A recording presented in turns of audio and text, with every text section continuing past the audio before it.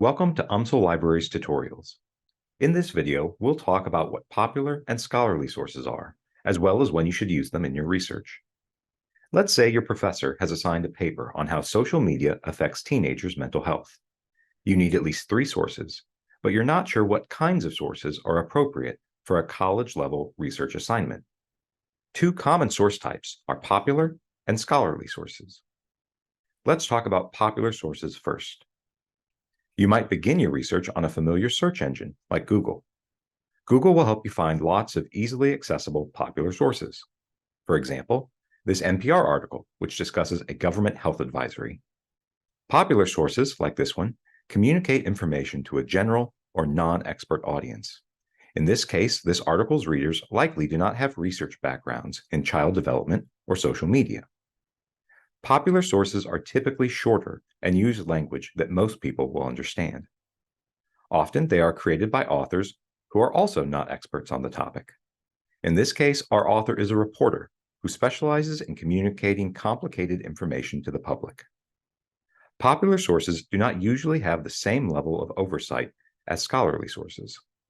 Some web articles will hyperlink to outside sources, but many do not, and they almost never have an extensive reference list. Most popular sources also do not go through a rigorous peer review process. Besides newspaper articles, other examples of popular sources include social media posts, most websites and videos, magazine articles, and some books. Popular sources can be excellent places to get introductory information about your topic. But remember that anyone can publish anything on the internet. Most popular sources are not written or reviewed by experts. They also usually do not have enough detailed information for college-level research. Next, let's talk about scholarly sources. These sources are created by scholars to communicate with other experts. Here's an example of a scholarly journal article. First, we see a good example of a highly descriptive article title. We can also look closer at the authors.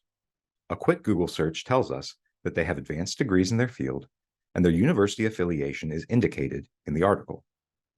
We can assume that these authors are scholarly experts on our topic. You can find the name of the scholarly journal that published this article, as well as an abstract, which gives us a short overview of the article's purpose, research methods, and main takeaways. Scholarly sources are usually longer than popular ones, with detailed, in-depth information and original research or ideas. They support their claims with references to other reputable sources. You will often find citations to those sources within the text or in footnotes. The authors may use specialized vocabulary that other experts in their field will understand. At the end of the article, there will usually be a long list of references that the authors used to support their argument. Unlike popular sources, scholarly sources are often peer-reviewed. This means that their work is sent out to other experts in the field who have offered comments and suggested revisions before it is published. The most common scholarly sources you will use are journal articles and books from academic publishers. Your research assignments should almost always include scholarly sources. Including scholarly sources also allows your research to become part of the scholarly conversation. As a beginning scholar, you are citing previous work in the field and adding your own comments and ideas. Depending on your topic, your research paper might include a variety of source types.